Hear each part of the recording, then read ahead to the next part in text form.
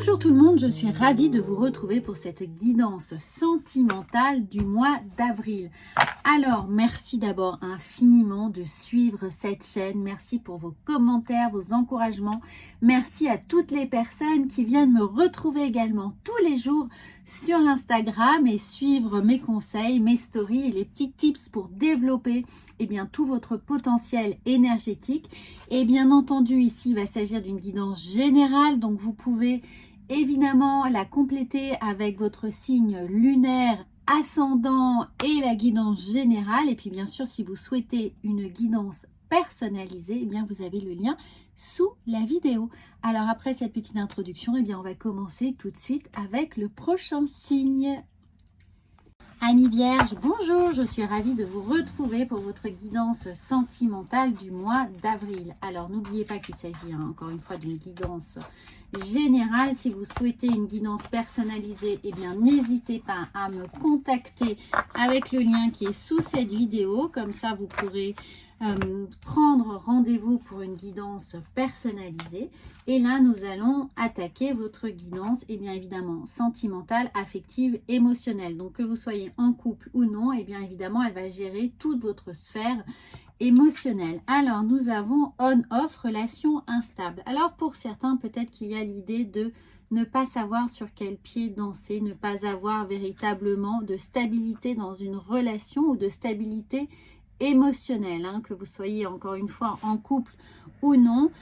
Peut-être que vous traversez une période émotionnelle un peu difficile, que vous êtes un peu tiraillé par des grands coups de mou, des coups de blues, peut-être une envie de rien et puis d'un seul coup vous vous enflammez pour tout, une envie de pleurer, une envie de rire. Enfin, c'est toujours un peu compliqué pour vous et là vous ne savez plus vraiment comment peut-être en sortir émotionnellement. Alors évidemment, ça peut du coup se répercuter sur votre vie affective, c'est-à-dire que vous soyez avec votre autre ou non, on a l'idée de ne pas savoir comment véritablement anticiper les choses, la relation et une sorte d'apaisement que l'on a du mal à trouver. Alors ensuite, nous avons la magie, amour envoûtant. Alors pour d'autres personnes, peut-être que vous êtes avec quelqu'un qui vous fait un peu danser la gigue, c'est-à-dire que vous ne savez jamais justement sur quel pied danser, vous savez jamais si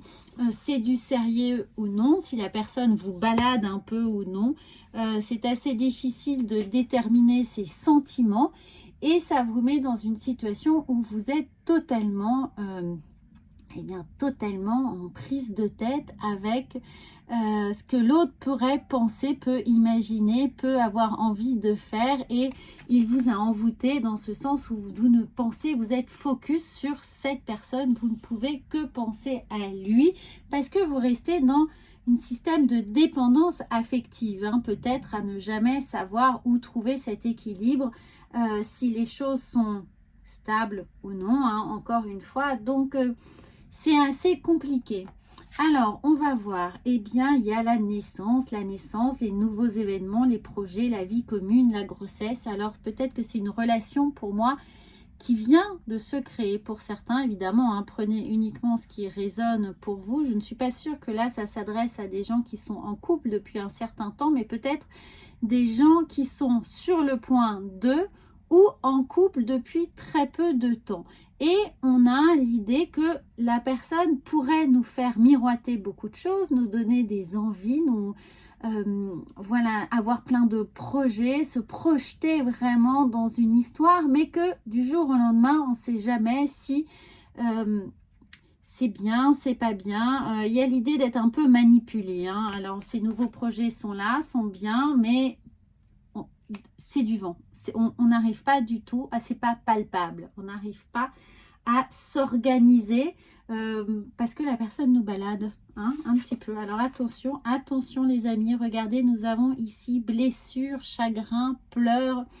Ça devient un peu compliqué de gérer émotionnellement ce que vous êtes en train de traverser. Donc soyez assez prudent, essayez de bien réfléchir, de mettre justement des actions sur des paroles. Essayez de voir si ces paroles sont justes, est-ce qu'elles sont suivies d'actions et dans ce cas-là, on se construit, ou est-ce que ce ne sont que des paroles? Voilà où la guidance vient vous challenger, c'est à véritablement essayer de trouver cet équilibre, le juste équilibre entre ce que vous percevez, ce que vous projetez, ce que vous avez envie de vivre et la réalité de la relation naissante ou sur le point 2. Alors, nous avons union, contrat de mariage. Alors justement, hein, peut-être que la personne, il y a eu un coup de foudre, une relation fulgurante, la personne vous a promis monts et merveilles, elle veut vous épouser, tout va bien, et ça passe par des hauts et des bas incroyables, mais là où ça doit vous alerter, c'est s'il y a un sentiment de dépendance. Attention, ne tombez pas dans la dépendance affective par trop de promesses ou trop de choses qui vous semblent non tangibles.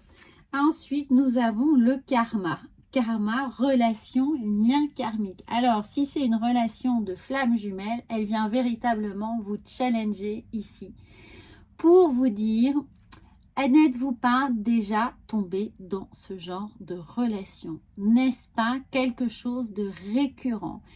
Identifiez bien le problème, si on peut considérer que ce soit un problème, puisque c'est toujours là pour vous faire avancer. Donc, si vous êtes dans cette relation-là, eh bien, et que vous voyez que c'est un schéma répétitif, que vous avez déjà vécu ce genre de choses, c'est qu'il y a peut-être un lien à dénouer, c'est qu'il y a peut-être quelque chose à comprendre, c'est qu'il y a une libération possible. Évidemment, là, ça ne parlera pas à tout le monde, j'en suis consciente, donc prenez vraiment ce qui est là pour vous.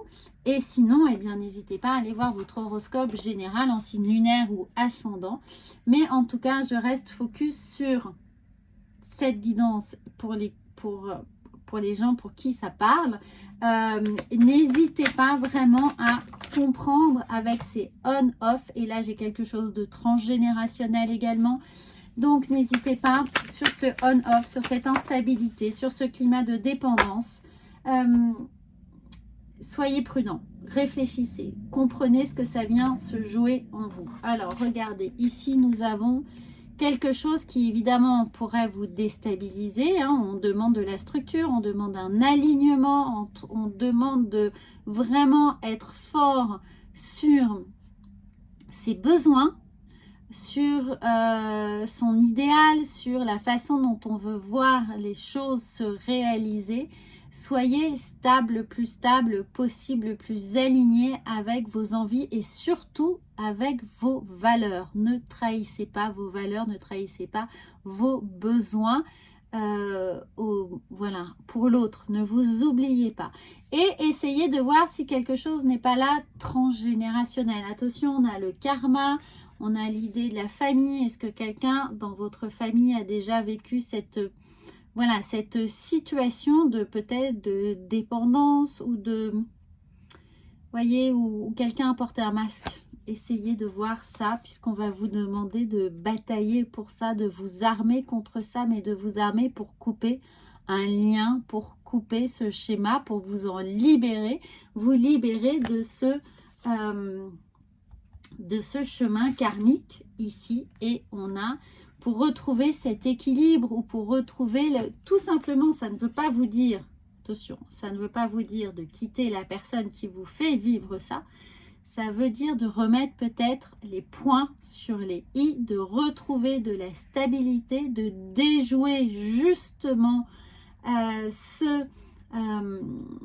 rouage, cette roue, hein, ce cycle karmique, et de pouvoir mettre un bâton dans les roues pour bloquer ça et vivre autre chose, vous en libérer en vivant justement une situation, une relation beaucoup plus apaisée, beaucoup plus sereine, équilibrée, où vous allez pouvoir construire, ancrer vos propres valeurs et les valeurs de l'autre et grandir avec ça, grandir avec ce qui vous est important, c'est-à-dire comme si vos valeurs, vos besoins, vous vous en serviez de tuteur ici, vous voyez, pour faire grandir la relation en étant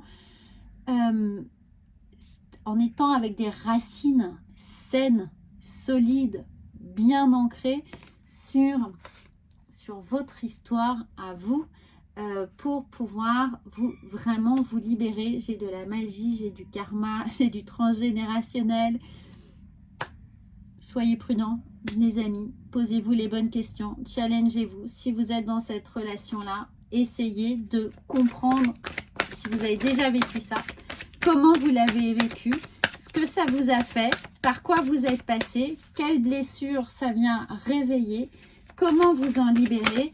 Et bien entendu, si vous sentez que dans votre famille, ce schéma-là s'est déjà produit, eh bien, partez enquêter. Nous avons le revirement. Vous êtes beaucoup plus puissant que vous ne l'imaginez. Donc, vous pouvez changer là, vous libérer de ça. Cette capacité vous permet de transformer le négatif en positif. Regardez comme tout vient ici résonner avec cette magnifique carte. N'hésitez pas à faire une capture écran pour vous redonner du courage, de la motivation, de l'ambition et surtout vous recanaliser véritablement sur vos propres forces, vos propres pouvoirs, votre propre capacité à transcender la situation et vivre ce que vous avez véritablement envie de vivre, vous, en conformité avec vos envies et vos besoins. Je vous le dis, vous êtes beaucoup plus puissant que vous ne l'imaginez. Cette capacité vous permet de transformer le négatif en positif. Donc voilà, alors écoutez, moi je vous souhaite un très bon mois d'avril. Je vous laisse évidemment faire des commentaires. Si ce n'est pas déjà fait, vous abonner à cette chaîne. Regardez vos autres signes pour avoir un peu plus de complémentarité et de personnalisation sur toutes les énergies qui vont venir traverser votre signe au mois d'avril. Et bien entendu, contactez-moi si vous voulez plus d'explications. À bientôt!